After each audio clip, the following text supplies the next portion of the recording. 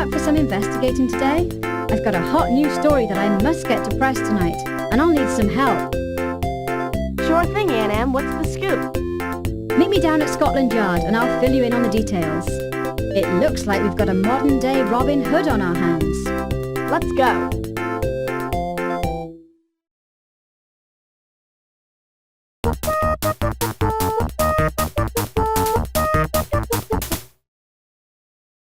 Inspector Gage and Aunt Miranda have been pals for years.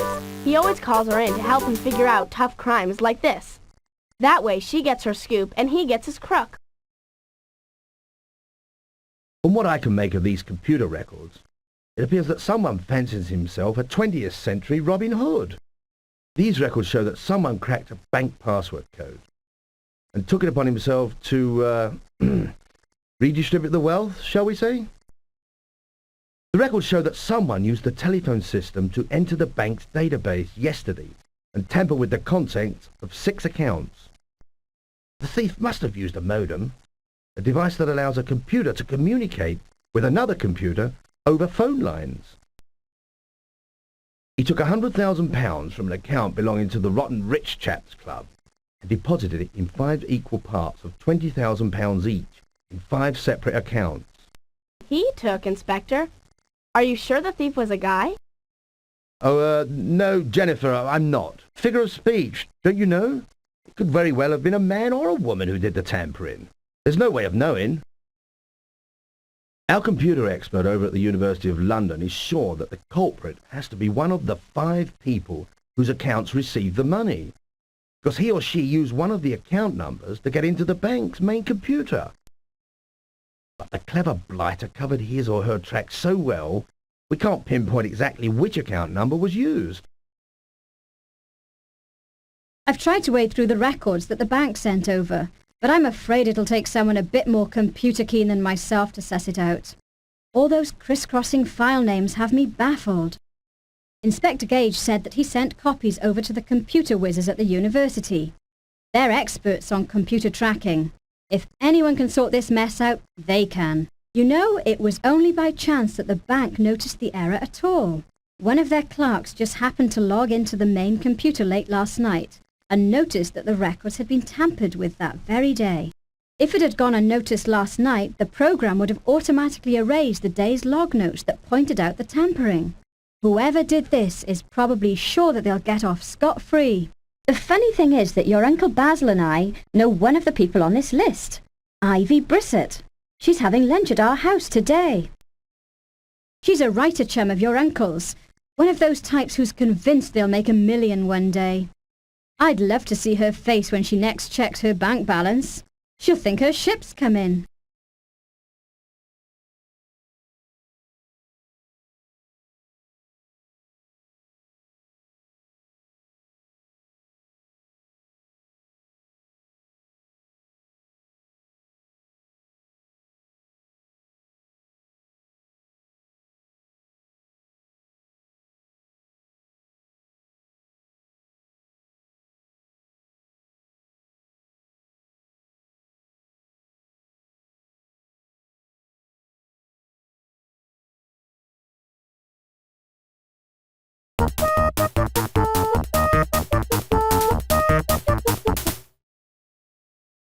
That must be Miss Brissett.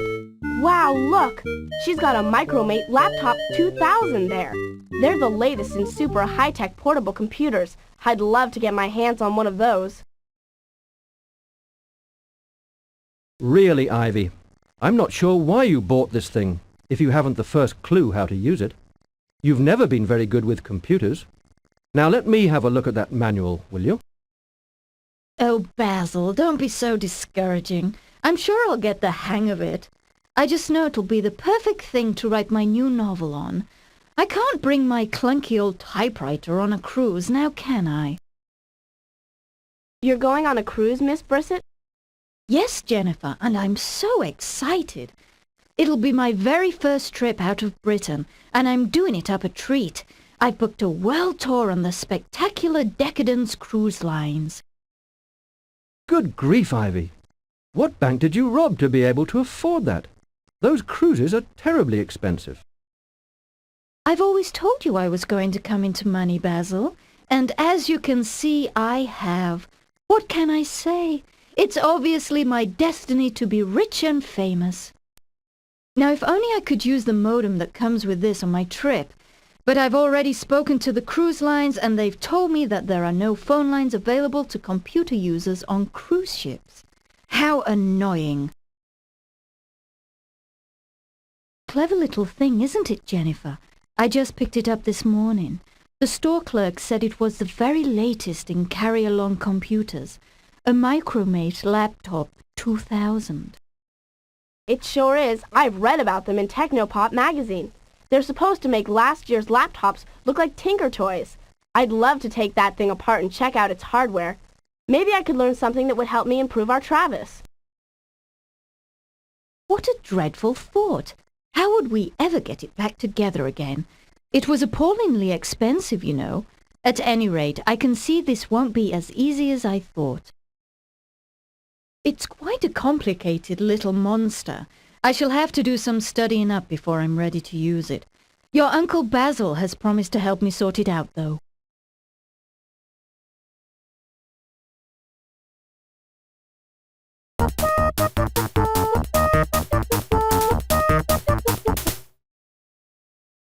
There's Mrs. Plum, the housekeeper. She's on our list. So there I was, just dipping in for a bit of pin money at one of those newfangled automatic cash machines when I just had a quick look at my account balance.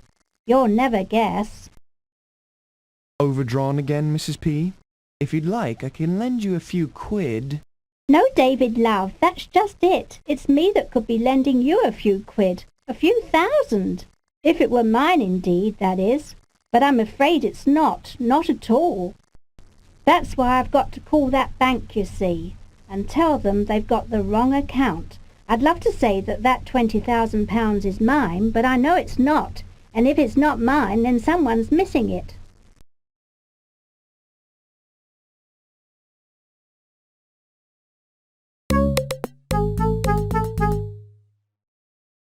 I wonder if that guy is Mr. Clump. He sure is covered with little machines. Ah, so you couldn't resist the appeal of the Microman, the world's smallest android? Microman? What is that? Some kind of toy? No, Microman is a personal secretary of the most convenient kind. Its computer brain keeps track of all your appointments and schedules, and its internal clock buzzes you when it's time to go to a meeting.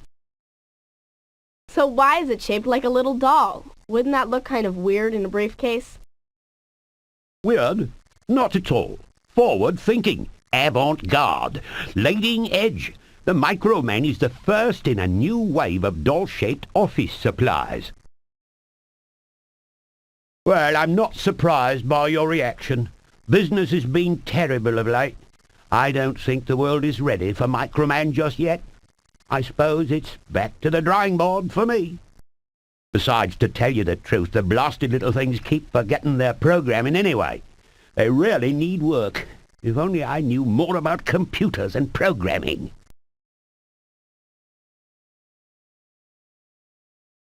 Ah, so you couldn't... Microman? No. So what? Weird. Well, besides...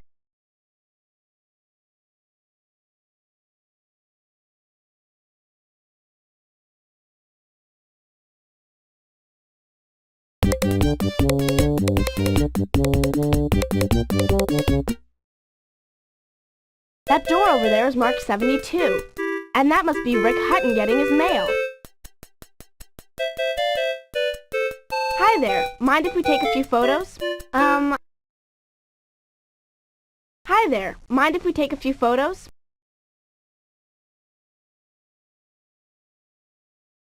Phew, that is a clever little thingamy-bob you've got there. Takes photos and all, does it? Can I have a look? I guess I'm a little touchy about the Travis. I built it myself, and I really only let the Eagle Eye detectives use it. Suit yourself. You don't have to worry about me breaking it, though. I've paid my way through school working on all sorts of computers.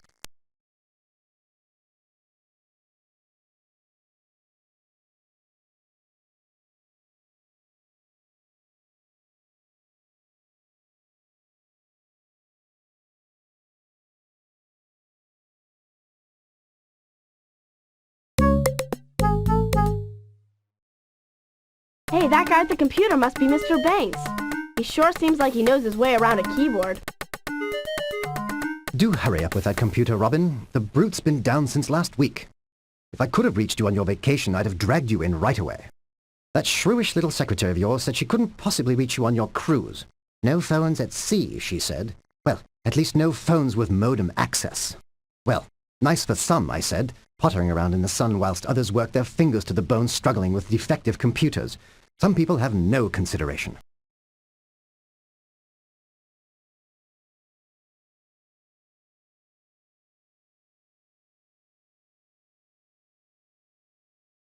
A few adjustments to your configuration here, and the system will be up and running again in no time, Mr. Tribb.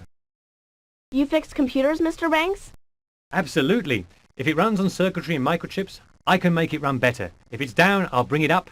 If it's slow, I'll make it speedy. Here's my card.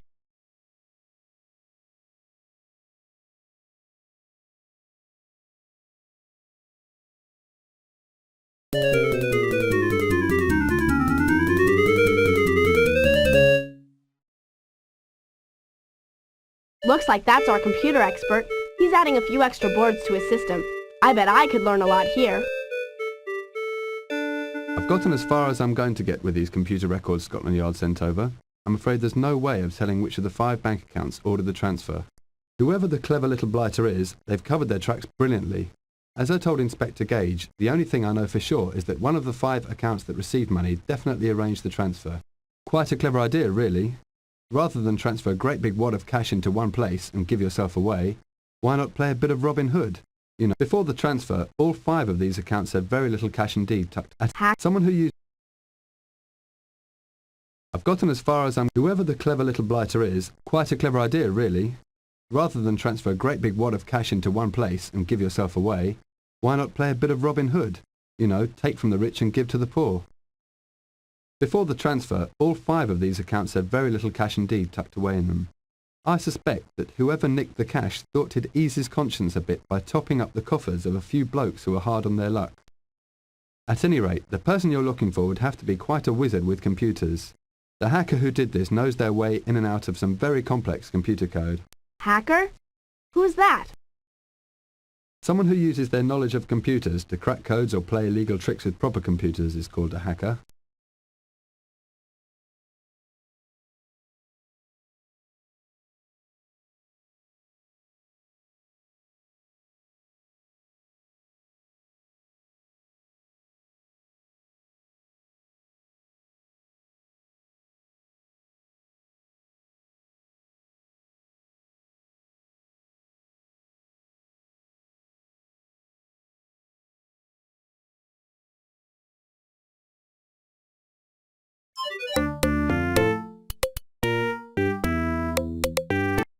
I think we can unmask our computerized Robin Hood.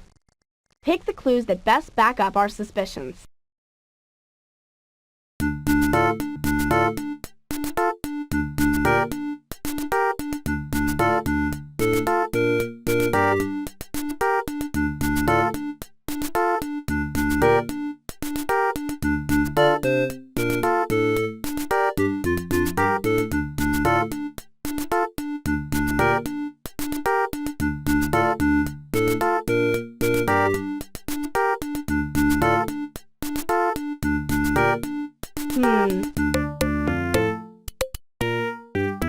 I think we can unmask...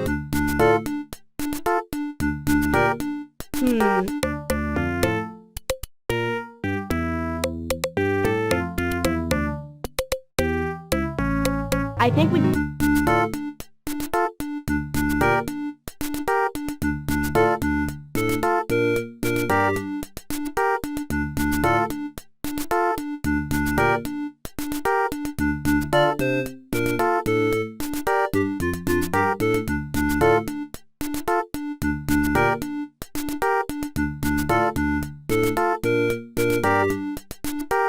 Those are the clues we need. Now point out who you think tampered with the bank's computer files. You got it! Rick Hutton is the hacker who tampered with the bank accounts. Mr. Henley, the computer expert at London University, told us that the tampering definitely came from one of the 5 accounts that received the money. He also said that the person who did the tampering must have been an expert hacker, someone who cracks computer codes for fun. We interviewed all 5 of the suspects. Mrs. Plum called the bank to tell them of the error in her account. The real hacker wouldn't have done that. It would have given him or her away. Mr. Clump makes computerized toys, but he's no computer expert. His toys never seem to do what they're told. Ivy Brissett, Uncle Basil's friend, was all set to spend the money she found in her account, but she didn't put it there. She was having a tough time figuring out her new laptop. The bank's complicated security codes would have been impossible for her. Robin Banks certainly seemed the type, except that he's been on a cruise for the last week, where no phones with modem access were available. So he couldn't have connected with the bank's software and done the tampering. The only suspect who had the skill and the opportunity to break into the bank's database was Rick Hutton.